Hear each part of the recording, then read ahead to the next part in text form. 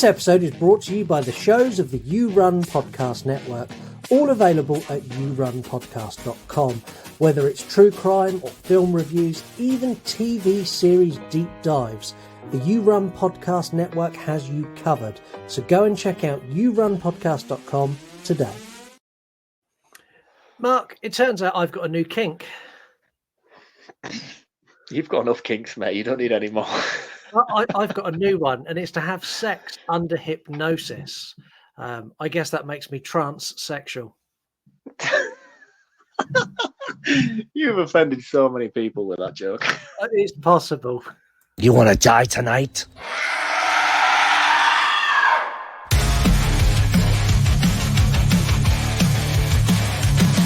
The dad jokes you tell sets the scene. I hang on every word lost in the screen. Your passion for fear is contagious enough.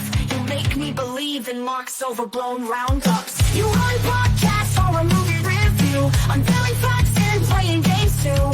Your words paint pictures of darkness and dread, leaving me grinning long after I fled.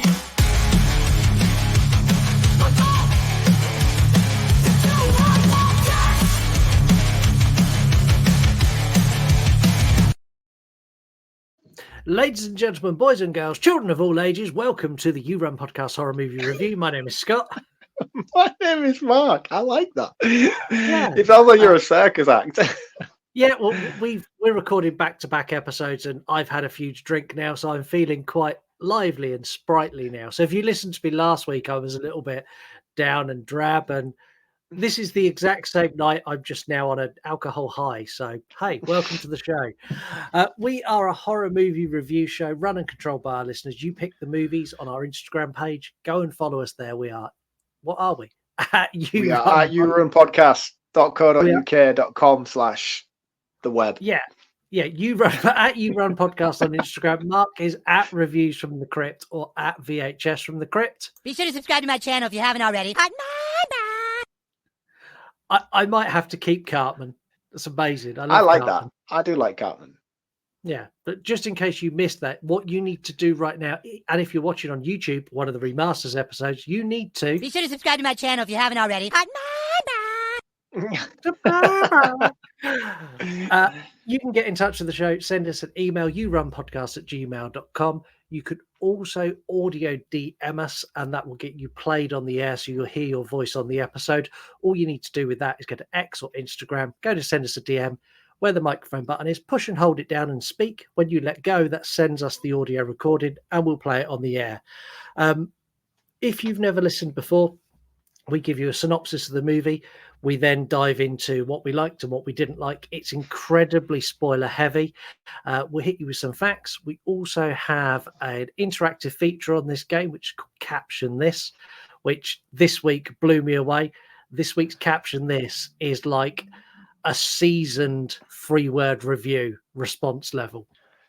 So we're a bit more upgraded than last week. Yeah. Caption This was a hit. The other one wasn't. We'll then give you roundups and scores, and we'll let you get on with your day. This movie proves you should always be cautious of suggestions, especially when the suggestion comes in the form of hypnosis by your sister-in-law.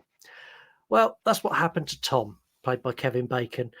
Being told to be more open to things in the hypnosis, Tom begins to get messages from beyond the grave, and gives him an overwhelming desire to do some heavy gardening. Dig. Today we find out what he discovered when he did dig. And we also find out there is a kid in this movie who clearly has escaped the Overlook Hotel. Today, I was going to say, man, if we don't talk about Scatman Crothers in this, then there's an issue. Yeah, the kid has the shine, man. He has the shine.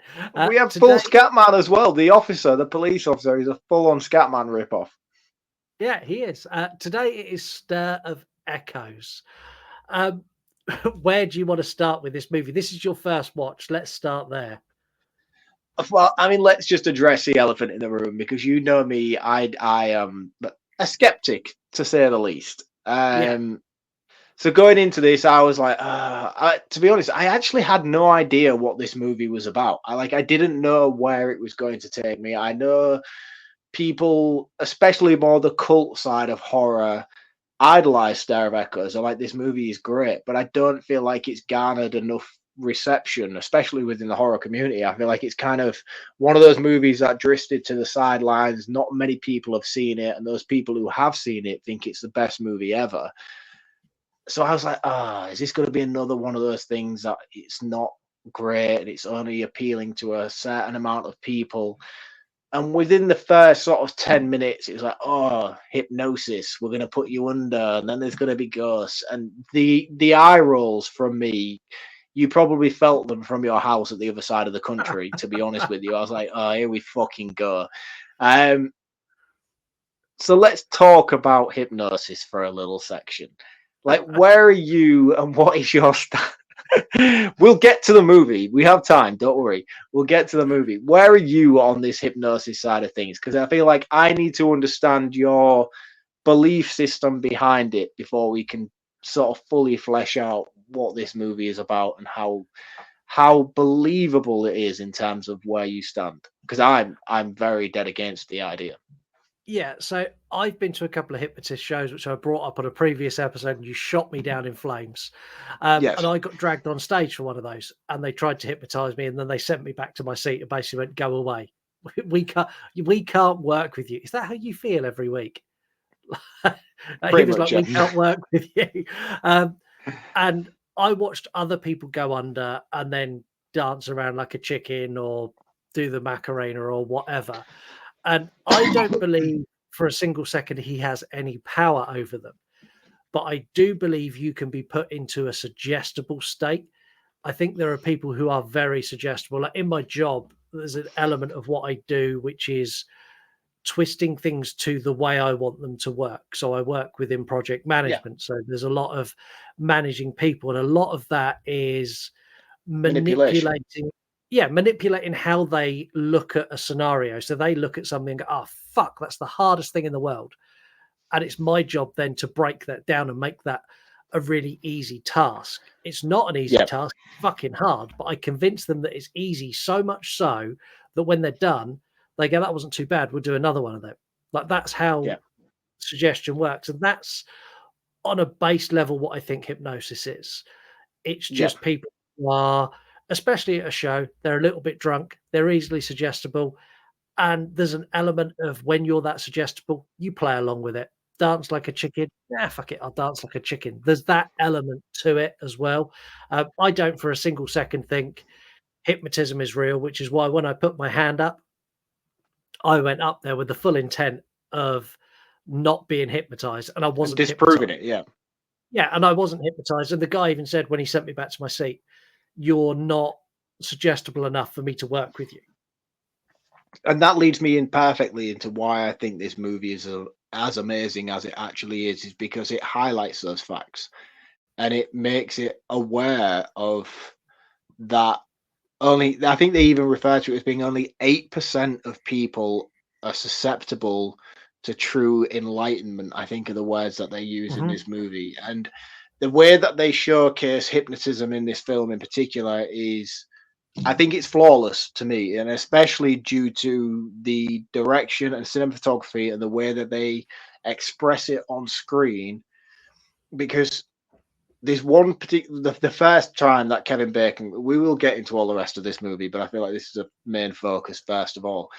The way that Kevin Bacon goes under in his initial transition period, they do this thing where they talk about like you're in a theater and they show it on screen, and Kevin Bacon's not, he's in a theater, so he's watching a live action play. And then she adds some additional words, and it's like, no, you're in a, she doesn't even say no, she just says no. I keep saying no. She says like it's a cinema. So then you slowly see the fade out of it being a theater production into what you would get when you walk into a theater, like a cinema. And then there's all these people sat in the chairs, and she's like, you're alone. And then you see all the people fade out of the seats. And then he's like, oh, you can't see anything in the room other than the screen. And then the rest of the room slowly fades into darkness and you just get the white screen. And it's like, oh, you can't see the words on screen, but you can see a silhouette of what they might be. Now, for me, this is the perfect description of what hypnosis is it's getting yourself into such a relaxed state, and then they set up a story within your mind, and then they add slight inclusions which changes your perspective and your own narrative to what you're visualizing. And I think it is a flawless, absolutely flawless execution of susceptibility, and in terms of how the mind perceives narrative based on description from other people. And when I was watching it, like they set up this whole idea of it was going to be hypnosis and it was going to do this, that, and the other. And then when they actually broke it down and they got into Kevin Bacon's mind and they portrayed this scene on screen, I was like, you know what? Yeah, that's fucking right. That is amazing. And I'm not somebody who believes in hypnosis, but I believe in the power of susceptibility and the power of manipulation.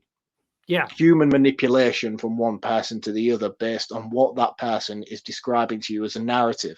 And the way they translated it on screen, for me, I was like, yes. And from that moment on, I was just fully engaged in the story, regardless of the concept of it and how much I believed in it. The way they presented it on screen, I just thought was fantastic. Yeah, and it's done in such a way that it's digestible to everybody. It's digestible to someone who is a full believer in the paranormal, full believer in suggestibility, like all of that. As a believer, you would swallow it and you'd lap this up. But as a skeptic, you can sit there and go, yeah, that works. That works for me. And like, I think a lot of this works because of Kevin Bacon. Because they address his character as being a skeptic. He is me in this movie. Yeah. He's fully calling her out and he's mocking her and he's like, yeah, that is bullshit. All right, if it's so real, then you do me then. And he's going into it like you were when you was on holiday and they pulled you up on stage to try and turn you into a chicken. But unfortunately for him in this situation, it's not necessarily about the voodoo side of it. It's about the science behind it and how you can put yourself in such a fixated trance that the voices you're hearing can depict the narrative that you're envisioning. And I think it's just such a great way to translate that on screen and make it so inclusive to people, whether you're skeptics or believers or not. And again, I'm a skeptic. I'm a massive skeptic of hypnosis and any sort of spiritual beliefs. And then seeing it portrayed in the way that it was in this movie, I was like, that is fucking perfect. And I was so on board from this point on.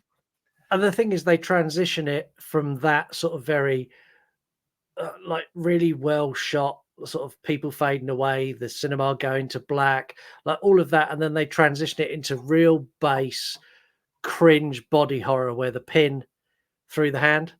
And you're like, oh man. And like it does this a lot in this movie where it takes you down a path and you're like, oh fuck, this is really creepy. And then something happens where it drags you back out of that, like almost like dream state world, and it snaps you back into reality with a bang. And this movie does it so well, time and time again. And I'm going to say it now. Kevin Bacon in this movie. Bacon. Is incredible. This is one of his best on-screen performances. People give Kevin Bacon so much hate, and I don't understand why, because I think he is one of the finest actors of our generation. I agree. The stuff he's done throughout his career is just incredible. I think even on a baseline level, when you take stuff like Tremors, you take stuff like the first Friday the 13th movie, you even upgrade that to the 90s level era that we've got now with Stare of Echoes, and you've got Hollow Man, you've got Flatliners. You bring that even forward even more to you've got the Following TV show, and you've now got his resurgence again in the Maxine movie. I think this guy is phenomenal, and I think he is going to go on from the Maxine movie to get more bigger. I mean, even Beverly Hills Cop, he was the antagonist in Beverly Hills Cop, which he was fantastic in. I think he's going to go on again to have his Bacon resurgence, and you're going to see a lot more sizzle from this guy. The thing is, you did miss one of his top movies that he's ever done. Now I gotta cut loose. I purposefully left that out. Because for me, Footloose is like the Patrick Swayze of Dirty Dancing. For me, Patrick Swayze is Roadhouse. Yeah. And I choose to exclude Dirty Dancing. As much as I love Dirty Dancing, as much as I love Footloose, it's more like Patrick Swayze is Roadhouse, Kevin Bacon is Hollow Man, Kevin Bacon is The Following, Kevin Bacon is Tremors. You know, I choose to exclude those movies because they're their startups. But yeah, I suppose if we're going to go down that road, you have to acknowledge the John Travolta, Grease Lightning start that they got in their career. Yeah. The scares in this movie are well earned and well crafted, even though the majority of them are jump scares. So the hypnotism, they say you're going to be more open and more open to everything. And what that does in reality, the way for they Kevin set that up Bacon, though is great as well, because Yeah. they set him up as a character who's very self-absorbed. And do you know what? As a whole, Kevin Bacon in this movie is an asshole. He's not Yeah. a nice guy. He's No. not a good dad. He's not a good. I mean, in terms of not being a good dad, we could spend 20 minutes talking about his whole Madeline McCann escapades as he goes to parties and stuff with his night monitor alone. I mean, I just think that he's not set up throughout this movie as a good person. And then, to be perfectly honest with you, I don't even feel like he has a redemption arc throughout. I don't feel like, even as he's on this mission to try and find this dead girl, he's I'm doing sorry, it for the just- sake.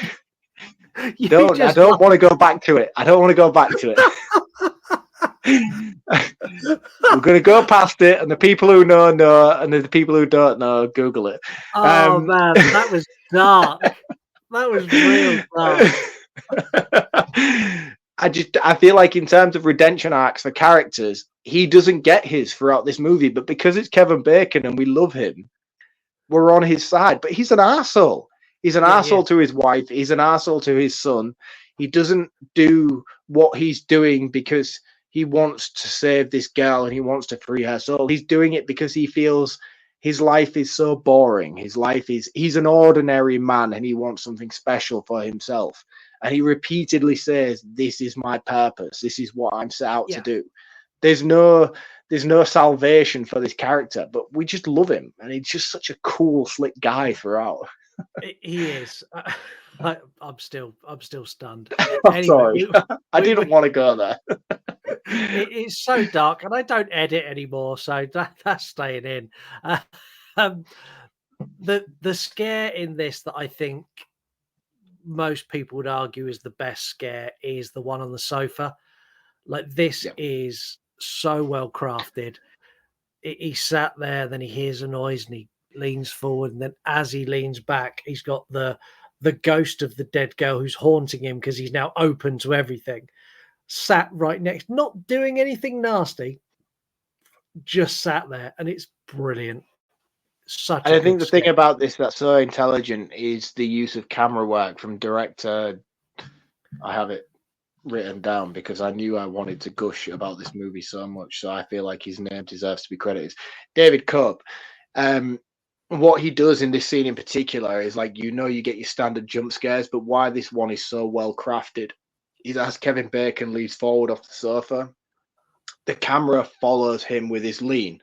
So it's more like if you imagine a tennis ball fixed in the center of the screen.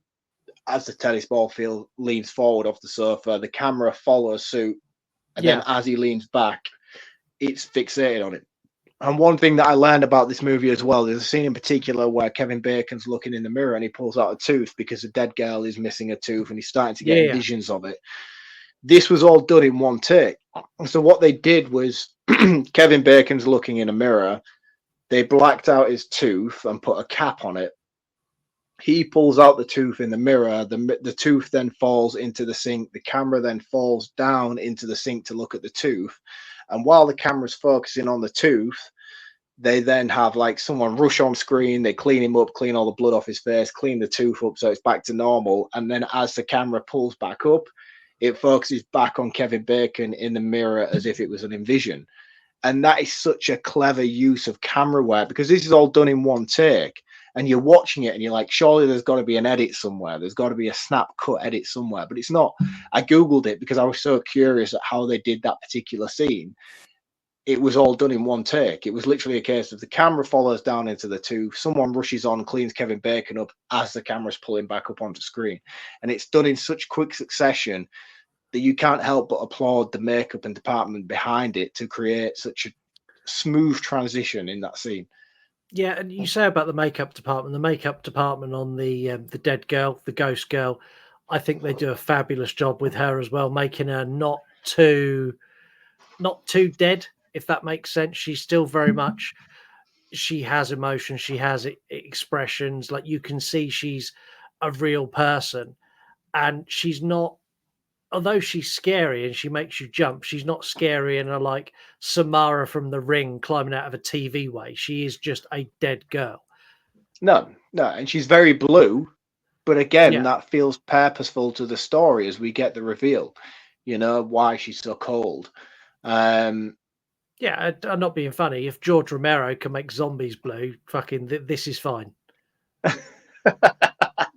No, but it's purposeful as why she's Yeah. blue and why she's so cold. The whole jacket thing and the story reveals that go throughout, and then obviously once she's revealed and she's saved and her spirit is free, she's envisioned and like a summer day, and she gets her coat off and she walks down the road and transitions through a car, which is a whole nother thing. I don't know. There is a lot here that I think is done very, very well. And I think the director, who hasn't got a lot of directorial credits to his name, he hasn't done a great deal in terms of being on screen. But as a screenwriter, this guy is fucking like god tier. His name is David Cope, and if you don't know the name, you will know his screenwriting credits. This dude wrote Jurassic Park. Oh shit! He wrote the screenplay for Jurassic Park. Wow. This guy, honestly, like some of the most big budget movies you can think of, this dude wrote them. And this was like one of his stepping out from behind the writer's chair and doing a little bit of directing. This guy knows his shit. And Stare of Echoes is actually based on a novel written by Richard Matheson. And Richard Matheson, as well, for those of you who don't know Richard Matheson, he's the guy who wrote I Am Legend. And there was another one that he wrote, which I can't think off the top of my tongue. But the story that it's based on has credibility. The director who's done the movie has credibility, regardless of his directorial credits. He hasn't done a great deal, but in writing credits, this guy is a big thing. He's the shit in Hollywood in terms of writing screenplays, which makes perfect sense why this movie is so fucking great in terms of its narrative. The biggest decline of this movie, in which why nobody talks about it to this day, is that it came out in 1999. And the problem with it being coming out in 1999 is it came out a month after The Sixth Sense. Yeah, Bruce Willis killed this movie. Like, Bruce Willis and M. Night Shyamalan killed this movie, which is a shame because this movie is better than Sixth Sense. I'm going to agree with you. We spoke about this before we come on air. You're like, you better not disagree. I was like, no, I actually don't. Like, this is a grown-up version of The Sixth Sense. This is a proper scary movie. The Sixth Sense is a movie that I'd sit down and I'd watch with a younger viewer. I would not sit and watch this with a younger viewer. This is a scary ass movie. There is the creepiest fucking kid in this, and he is up there with like Danny Torrance, like girl from Poltergeist level acting skills. He is phenomenal. Like, especially the bit where they're like, you need to talk to us. Like, no talking now. And he goes into like a demon voice. It's like, whoa, fuck. Like, he's so good. He is. And again, I'm going to refer back to The Sixth Sense. I think he is a better child actor than Haley Joel Osment in The Sixth Sense. Yep. And that opening scene that you get in this movie where he's talking to the camera.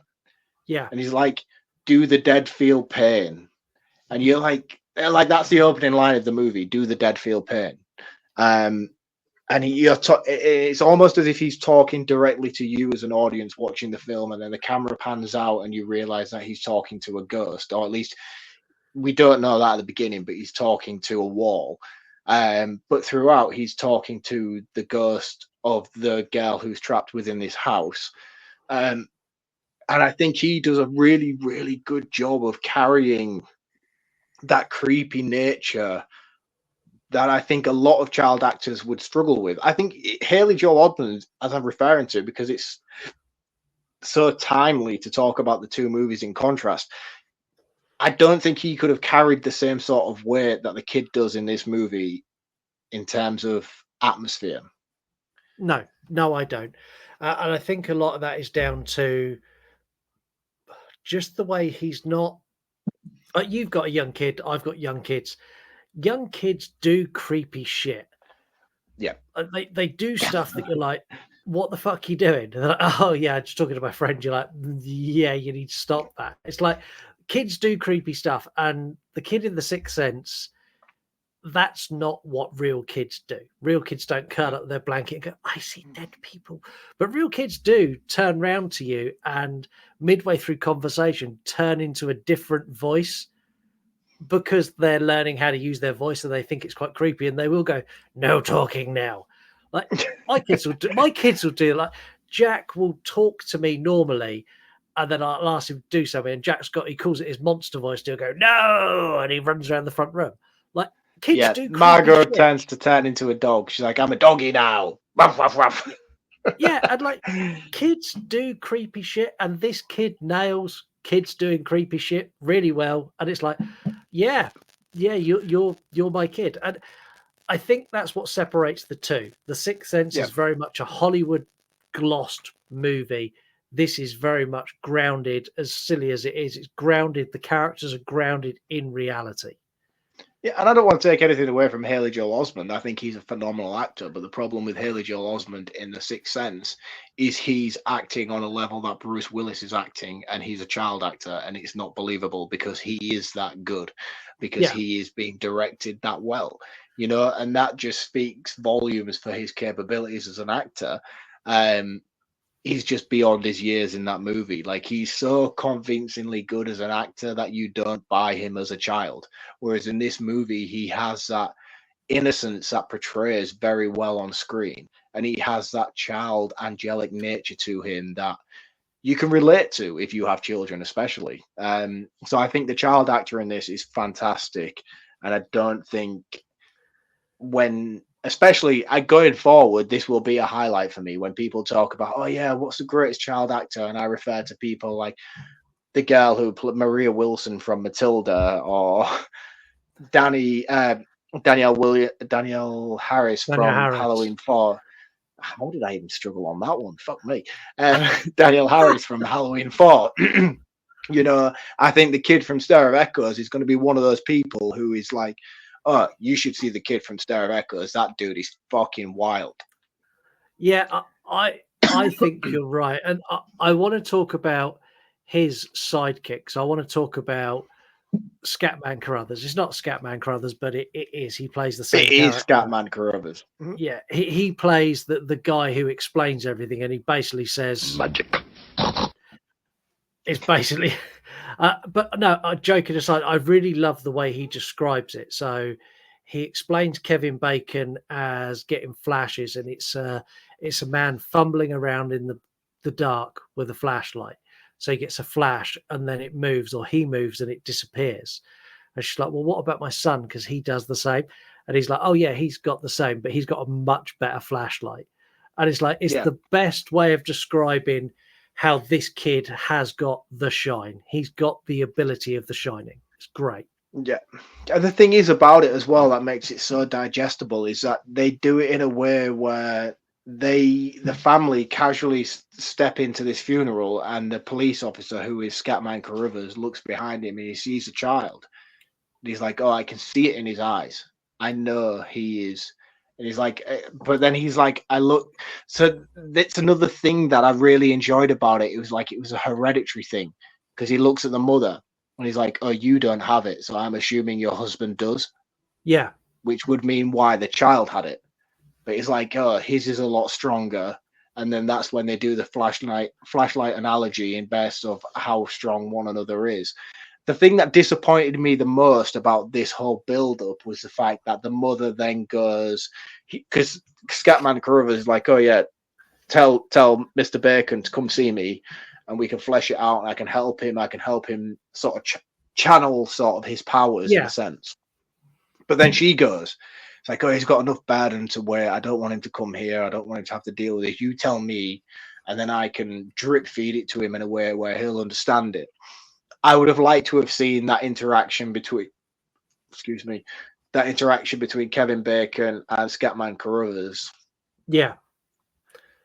Yeah, I think those two being on screen and having a dialogue about his abilities, and Kevin Bacon flat out rejecting it and telling him he's a fucking idiot, because that's how it would have gone. I think that interaction would have added another level of, oh fuck, when Kevin Bacon has that moment where he's like, shit, he was right. But we don't get that. And again, I'm reflecting on it now, and in a way, I feel like it's kind of purposeful that it doesn't.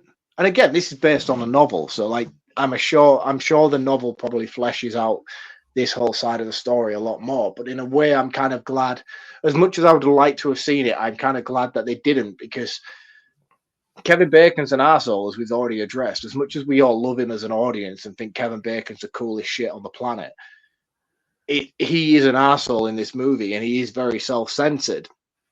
So having this interaction with this guy who makes him understand that he's not the only person would have probably compromised his character a lot more, and he would have probably spiraled into something that isn't, because Kevin Bacon throughout very much feels like he is the prophecy. He is the chosen one. He's a self-righteous, this is my path kind of thing. And I love that, like that bit where like when he's full on like, I got to dig. She's like, what do you mean? He's like, I need to dig. She's like, do you want to explain it? He's like, I've just fucking explained it. I need to dig. And that's the most unbelievable thing about this movie. He digs a hole that big in his garden in a day. It's not doable. I don't care how strong you are. It can't be done. I could do it. Of course you can. I could do it. No, but I mean, the thing is, the most unbelievable thing about that at all is the fact that he's destroying his house and his landlord lives across the road. He pulls in a pneumatic drill and he's bashing the shit out of his house at like 3 o'clock in the morning. And his neighbor peeks out the window as if to say, that looks a little bit suspicious. And his neighbor's the landlord of his property. Yeah, see, I like the way they tied this all together, because when we get to this point where we're getting close to the reveal, I didn't see the reveal coming. It's done it. Did you? I did. First time I watched it, I didn't see it. So long and short of it, there are two teenage boys who have taken this poor girl. They've dragged her into the house. They've raped her. And in the process of doing that, she struggled and tried to scream. So they put a bag over her head and suffocated her. Then the landlord helped bury her in the brickwork in the basement. And Kevin Bacon uncovers her body. The scene where he touches her and we get that entire flashback sequence is really cool. But what makes it watch?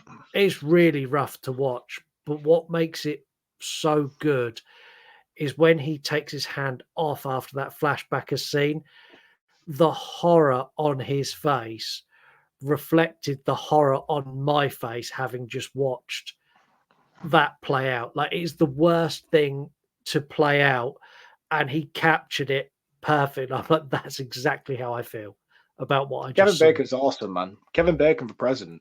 That's all I'm saying. Well, are you sure? Because there is another candidate. Yeah. I stand by. I've done a good job.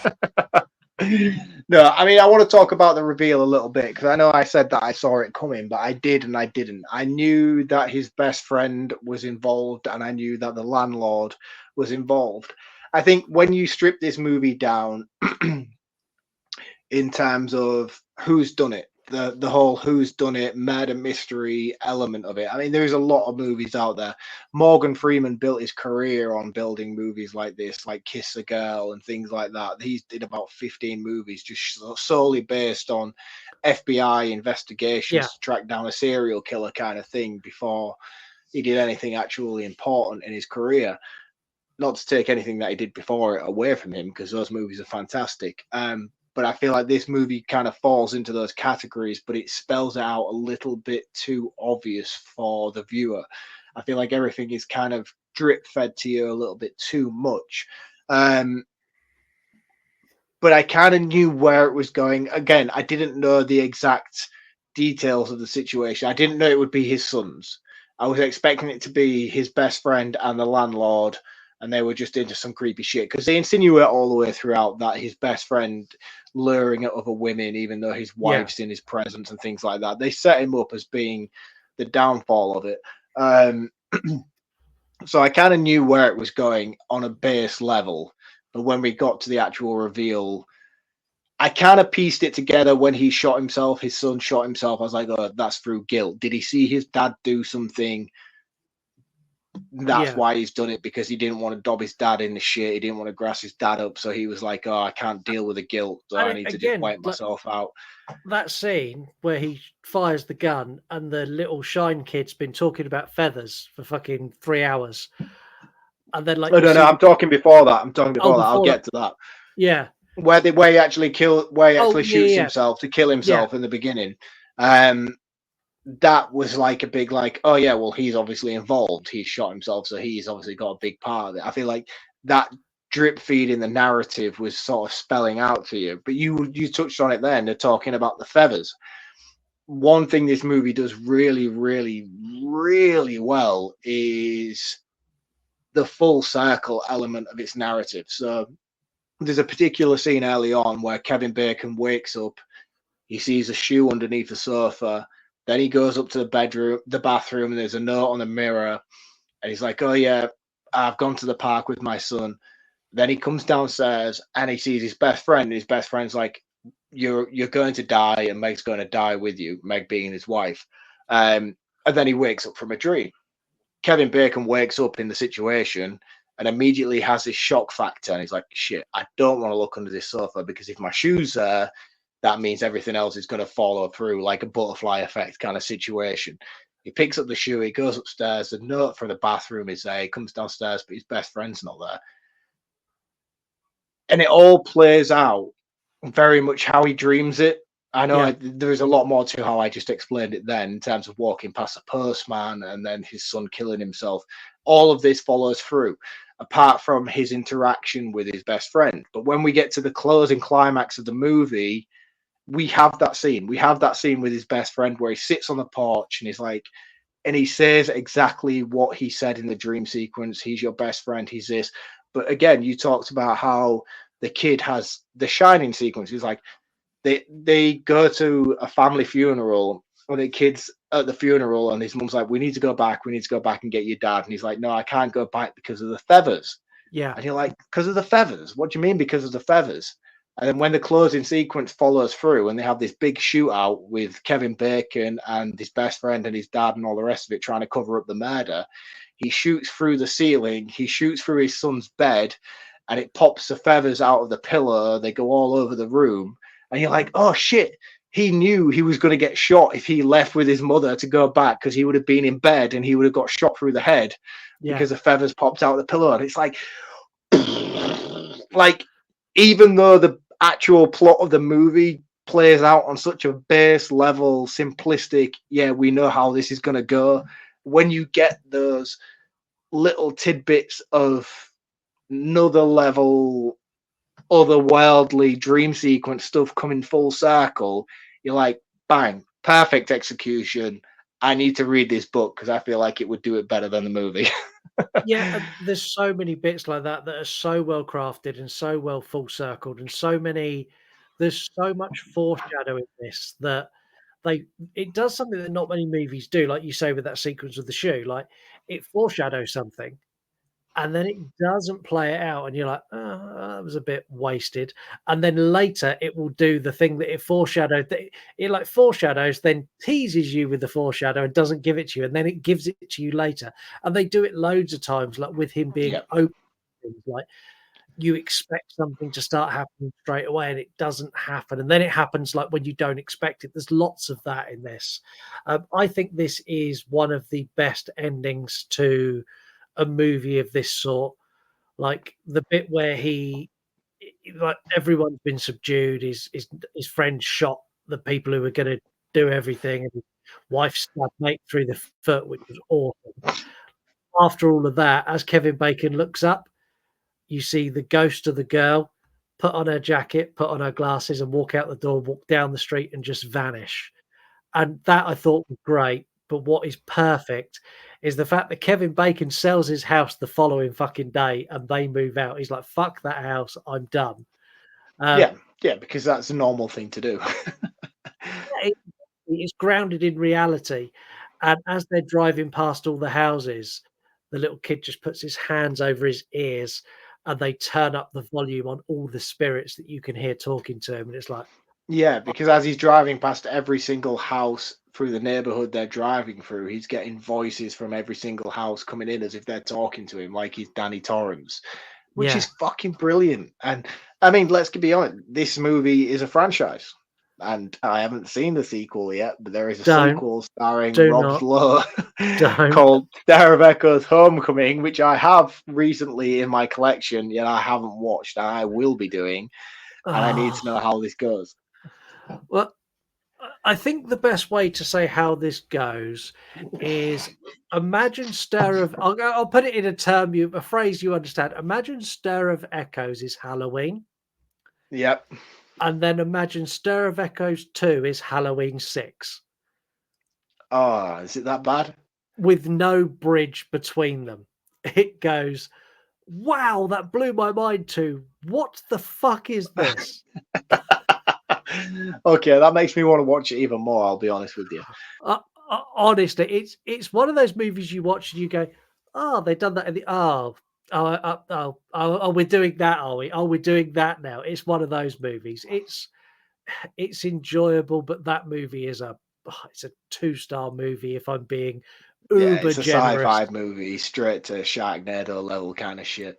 Yeah, Another thing I want to quite subtly dive into is the sister, the babysitter.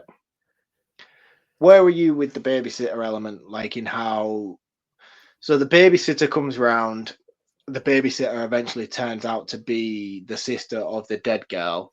But I like the way they set it up, that the Haley Joel Osment character encourages her to be a babysitter.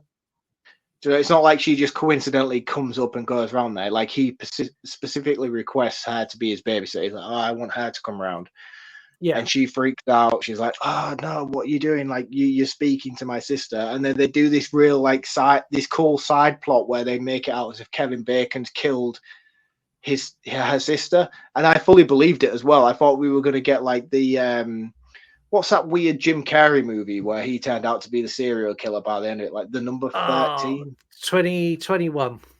Something like that. Yeah, it's like a weird number, and he turned out to be like he writ the book where he was a serial killer all the way along. Yeah. I thought we were going to get that, like because we'd had that cool setup with the hypnosis. I was like, oh, that's where it's going to go. And she's unlocked the fact that he used to be an ex-serial killer, but he's just buried those memories in his mind, and then all this is going to come out that he's killed this, and the other. That was the narrative I was following at that point. I was like, oh, that's really cool. They've set it up in a way where he's going to be like this really big, notorious serial killer, and he's just buried all these emotions, and she's unlocked them for him. Yeah, and they've even got a kidnap sequence in this where the sister kidnaps the little boy. Yeah. Like she takes him to the train station. It's really intense, but I like the build-up for that, where he's going to the baseball game. And what does it so well for me is when she initially comes in to babysit the child, he sees her, although the graphics are absolutely terrible, like the old visual effects of it are dog shit. She walks in, he's got this like glazed red visuals over the camera, and he just sees red, which is basically representing danger, and he doesn't understand why, and he's so confused by it. But then as he walks from the house after leaving the babysitter, he walks past like a police car, and the red lights are so prominent to him. And then like you see traffic lights, and they're so prominent to him in the red. And it's basically as if like the ghost is signifying to him, this is bad, this danger, something's happening. Yeah. And he gets like this shining level moment where it's like she's kidnapped the kid, and he runs back And like that's really, really cool and really, really well established. But I thought like it was going to expand upon his capabilities, or like I feel like superpowers addressing it in that way is really ridiculous. But like there was going to be more to his abilities. visions, Yeah. abilities and his visions, but it wasn't. It just kind of stopped there, and then with that, without little to no explanation, that kind of let it down for me a little bit. I feel like that could have been expanded upon a little bit more. Yeah, I liked that subplot, but I do feel they kind of shoehorned it in. Like this movie works without that subplot there. Yeah, And definitely. as much as I enjoyed elements of it, I kind of think you could take that out. You could have expanded more of the visions. You could have given us more of the scares. You could have shown us more what the boy could do, because I'm more interested in how the boy sees things than I am in like Kevin Bacon sees glimmers. I want to see what this kid sees just walking around day to day. Like he can Yeah, see but you this get shit. that in the Stare of Echoes Homecoming, though, do you not? Yeah, kind of. Do you actually? Is he the kid? Is he the son? No, it's not the son.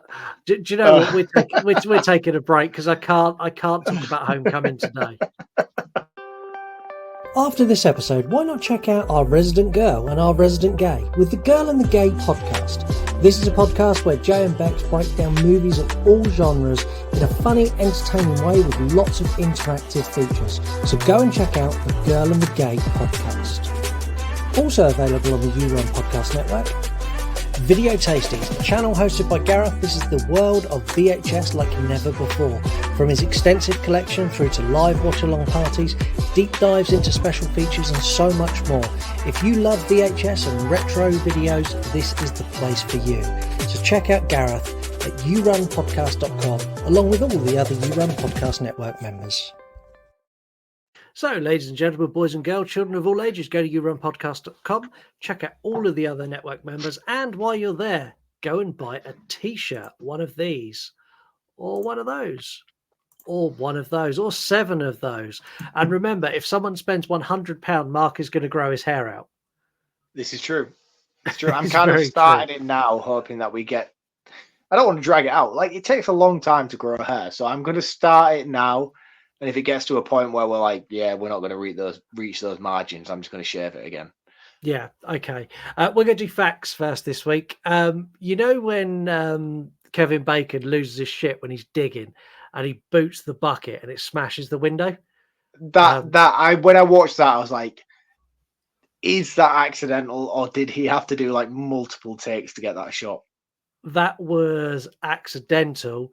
But in the moment, Kevin Bacon realized how fucking good that was and stayed in character. There's a behind the scenes like featurette that's knocking around on YouTube, and when he does it and they're filming it, and then when they call cut, like everyone just claps, and he's like does a bow like shit, like that was an accident, but fuck, it was good, wasn't it? It was really cool. It was really, really cool. Even when I was watching it, I was like, oh, how many takes did that take to get that scene? Yeah, 1, because it was complete fluke. What did you think of the practical effects, the pin going through the hand? I thought they were pretty cool. I didn't have anything against them. I feel like this movie is very much a product of its time. It's a very 1999 movie, and it showcases that not just in the practical effects scene, but in the visual effects as a whole in terms of transition and editing and scores. It's a very much a product of its time. Okay, I kind of set you up a little bit there. So the practical effect where you see a pin pushed through the hand, they didn't have the budget for a practical effect, so they paid a stuntman to come in for the day and just have a pin pushed through his hand. Oh, really? They actually did it for real? Actually did it for real. Oh, well, looks great. Which blew my mind. Like, where do you stop that negotiation as a stuntman? Or what figure do you get to where you go, yeah, okay, that's enough money for you to push a pin into my hand. I'm happy with that. I feel like it doesn't take a lot. I feel like to ask Kevin Bacon to do it would cost a lot. To ask somebody else, probably not that much. Yeah, it would have cost me a lot. You could have The got Johnny Knoxville or some fucking Steve or something like that to do it for free, most probably. Do you know? I'd love there to be an outtake where it is actually Steve-O doing it, because that they were in their prime in '99. I was going to say it's in the era, mate. It would work. When the babysitter sat on the sofa and she's reading a book, she's actually reading The Shrinking Man, which is by Richard Matheson, who wrote Stir of Echoes, and that was And a nod that to that him. was the one I was thinking of. Shrinking Man. Yeah, Shrinking Man Yeah, and I Am Legend. And I didn't say it at the time because I'm like, no, I've got that in facts. I'm going to sit on it and pretend that I do not know. You know the scene where Maggie's in the car, the wife's in the car, and it's pissing down with rain? Yes. So when they filmed that, it was actually raining heavily. But the director didn't think the rain looked realistic. So they then put a tarpaulin tent over the top of the car with rain falling down on the tarp, and then used like a rain machine above the car to give him the effect he wanted. You imagine walking past that set, it's pissing down with rain, and they've got a tent built around a car where they're dripping rain on it like it's raining. You'd be going, "Are you okay? Did you you having a moment?" Isn't that what most Instagrammers are these days, anyway? This is very true. The creepy walk in this that the ghost girl does, this is one of my biggest things in horror that it fucking creeps the shit out of me. I hate it. This kind of jerky walking. They do it in Silent Hill and they do it in this. The way they done it, they filmed it in 2 times speed and she just walked normally. And then when they played it back, they slowed it down. So all of her movements don't look natural. Really simple effect, but it's super, super, super effective. The last one. So in the opening scene, Tom tells his friend that he's drilling holes. He's drilling holes in your flooring.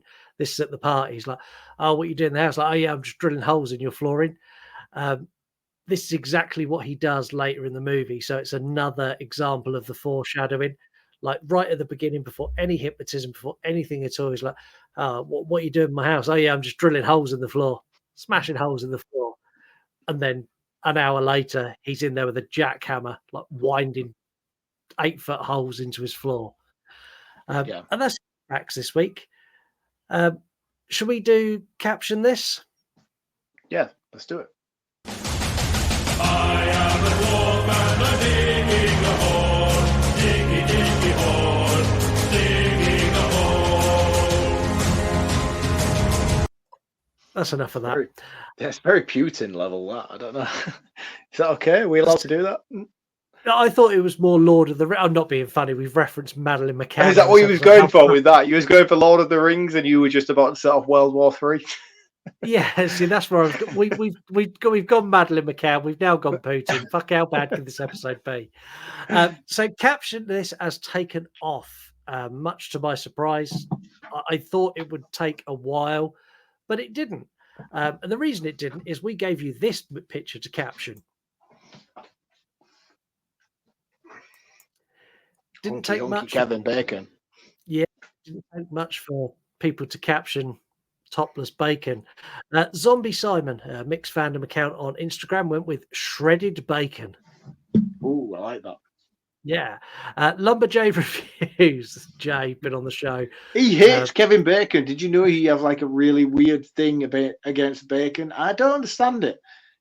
He just went simply with ooh. Yeah, I don't get it. He hates Kevin Bacon, and I can't understand why anybody would. See, the only thing I could work out, and I've actually put it on my bit of paper here, is maybe he's vegan. He doesn't like bacon because he's vegan. I don't know. I don't get it. How could you not like Kevin Bacon? No, Kevin Bacon's up there with Ryan Reynolds. Kevin Bacon's like an older man crush. Yeah. If I was gonna turn gay, and I had a thing for older men, Kevin Bacon would be that older man. Like that. That's where I am with Kevin Bacon. Films I fucking like went with Looking for Graboids, where he's digging in the garden, and they're a film review account. Tails Point Horror Club. I like this one. Went simply with Shirt Loose. Love it. Easy, go to, perfect. Shirt Loose. Dissect that film. I'll have some eggs with that bacon, and they're a film podcast. Pop culture reflections. This one made me chuckle because it rings so true. Help me with the garden, she says. It'll be fun, she says. Relatable. And very relatable. That's Justin from Pop Culture Reflections podcast. And finally, Riot Rider 18. If you want me in your film, you're going to have to talk to EE first. Nice. And they are a horror movie account as well. That is it for Caption This. I really like Caption This. It's one that's growing on me a lot. I'm going to take this first because I've seen this thousands of times and mine isn't going to be that long. This movie is great. It's one of the best paranormal horror movies of the 90s. Cast throughout are all solid. The production quality is great considering this was a fairly low budget movie. The story is amazing. The camera work is outstanding. The scares are good. It is a really well crafted, really well put together, really well thought out, and really well written horror movie. And on top of all of that, you've got the crowning jewel that is Kevin Bacon that takes you through this wild ride almost through his eyes, which again is something that's not done very well in horror very often. This single perspective, for the most part, of Kevin Bacon. It focuses purely on him. And to carry a movie like that, it takes a special sort of actor. This is a standout for me. I watch this many times a year. This is one I watch at Halloween. I like this. Like, start of spooky seasons, like, let's put Stir of Echoes on because that puts me in that really like place. Like, I'm ready for it then. It does deal with some subjects I really don't like in horror, like the rape and the murder of this poor girl. But in this movie, they're handled in a way that, yes, they're horrible. Yes, they're disgusting. It's the worst thing in the world. But they handle them in the way that the girl, even though she's died, gets her redemption arc. She gets what she needed to cross over. And I think they do that very, very well and very delicately. This is a great movie. It's a 4.5 out of 5 for me. I love this film. Solid score. Very solid score. I'm with you, to be honest with you, on every point you've just addressed there, which makes my excessive roundups, as I'm well known for, very difficult with this. As someone who's a skeptic who finds it really difficult to digest movies that tend to try and fixate so heavily upon the fairy tale aspect of hypnosis, be that religion, any sort of, I don't know, how do you describe the fairy tale aspects of life without insulting an entire population? Like this. Uncle Julio is a hypnotist. Manipulating runs in the family. I'll do. I mean, I don't know. I just find stuff like this very hard to digest, but this movie showcases it better than any that I have seen. I think that it takes an approach that's very digestible and very believable, and I think I almost found myself in a position where I was like, oh, actually, maybe that is possible. Maybe that is effective and maybe that could work. And that is testament to the writing solely. I'm not talking about the casting and anything else. I'm talking solely about the writing and the way they chose to portray this idea and this concept on screen. I think it translates very, very well, regardless of whether you're a believer or whether you are not.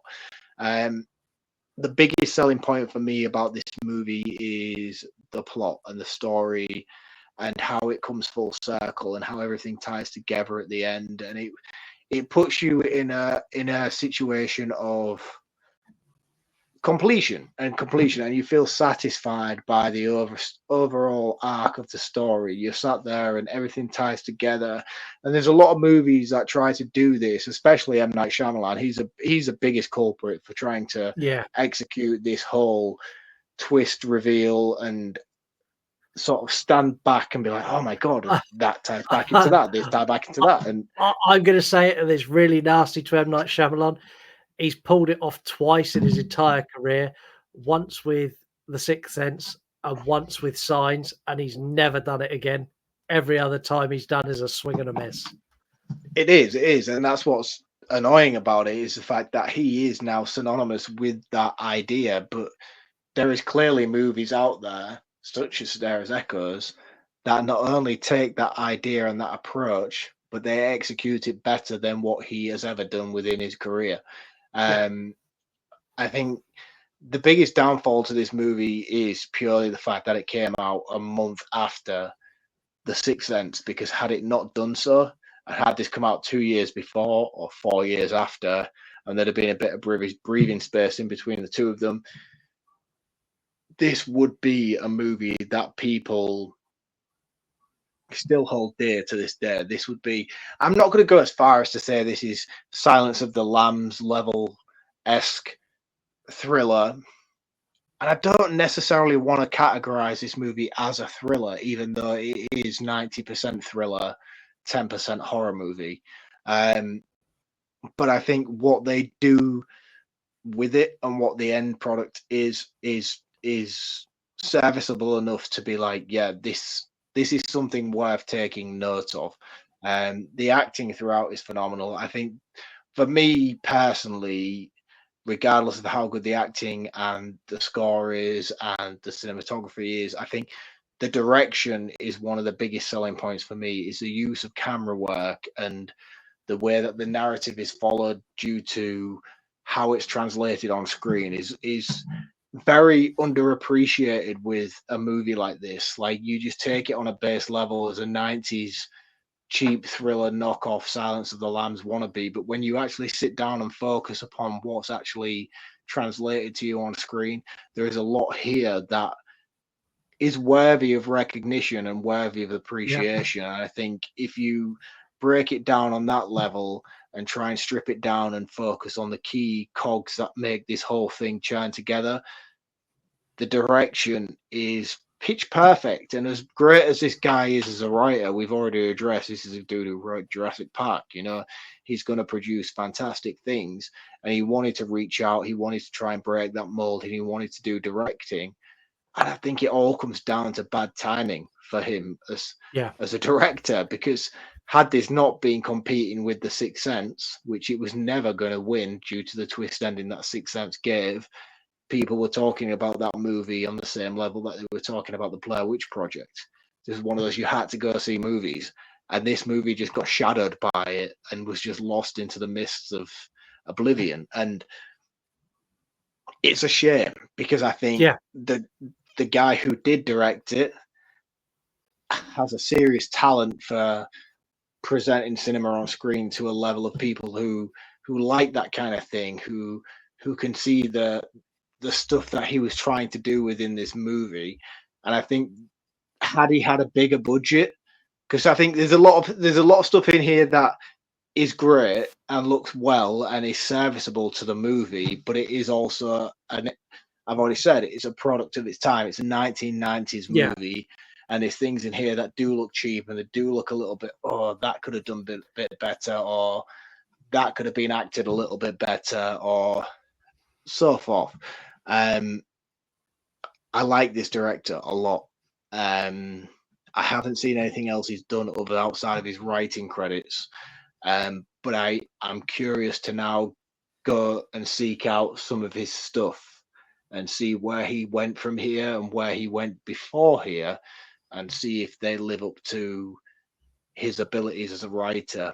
I mean, fucking hell.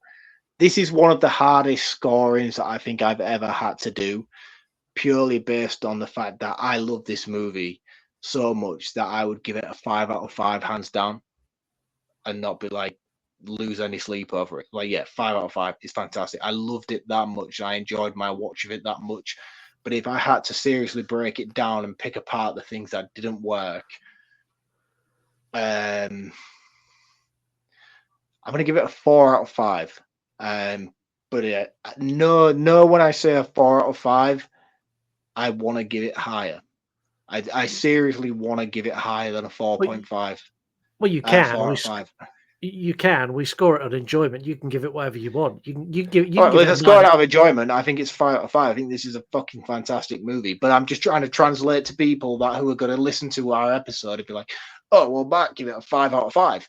And then they watch it and they don't appreciate the things that I'm highlighting, and they don't watch it on the base level that I'm watching it at, and they're like, "This dude's a fraud. He knows no fuck all what he's talking about." Mate, both you and me gave Sharknado 3 top marks. We have no credibility and haven't done for at least 2 years.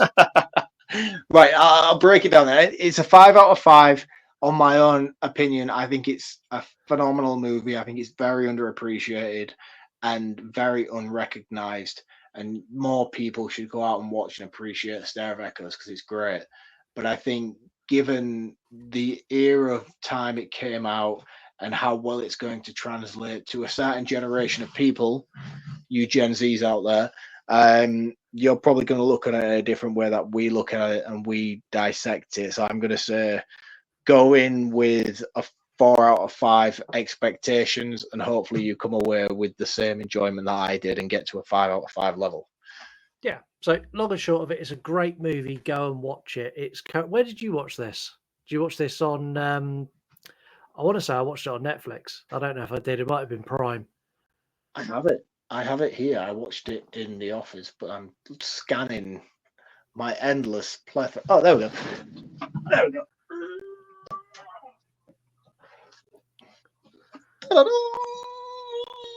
Yeah, so go and watch this on one of the streaming services, or message Mark VHS on and go and watch it around his house on VHS. That is it for another week. For the first time in a long time, we don't know what we're doing next week because we haven't polled. We're recording in advance, so everyone knows, because I'm going on holiday, Mark's working away, so we're digging in and we're getting some stuff in the bank, so we've got a bit of breathing room. So we're recording this in July, and this comes out middle of August. So, hey, I hope you're having nice weather, because right now I'm currently laying by a pool and my weather is glorious and I have a beer. I hope you're enjoying it, man.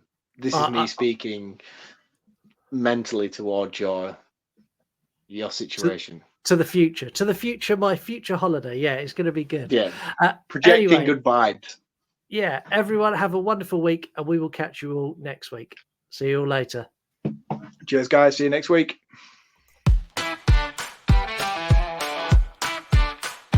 Heather's raging, old news, she screams, a new way. Oh, did I just give everyone a teaser of potentially the return of true crime? Sorry about that. You want to die tonight?